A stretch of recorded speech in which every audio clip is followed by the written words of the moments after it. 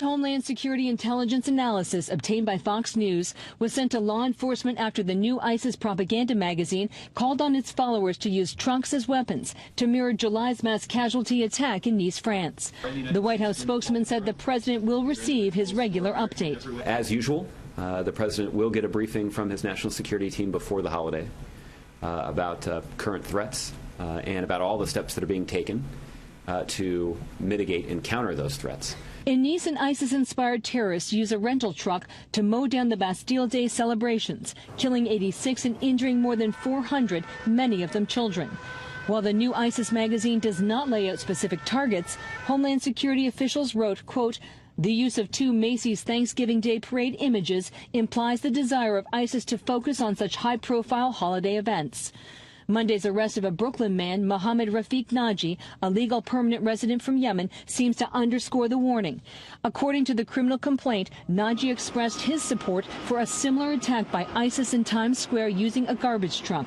Terrorism analysts say the Naji case follows a pattern. Most of the arrests are coming, as this arrest apparently came in New York, through the internet. The FBI and others are catching people on the internet saying things they shouldn't say and thus being flagged. So we have to revisit this whole see something, say something to make it really work. In advance of the holiday weekend, Fox's Rick Leventhal went behind the scenes with New York's elite counterterrorism teams. We see the threats coming from ISIL, from the Ramaya magazine, where it says that the parade will be a good target.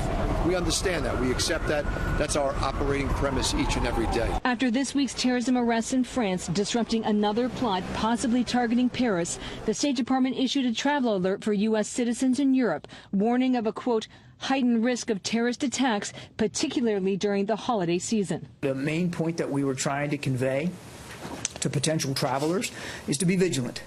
The intelligence community sees terrorism on a spectrum from those who are inspired to act by ISIS to others who are recruited and directed by the leadership in Iraq and Syria.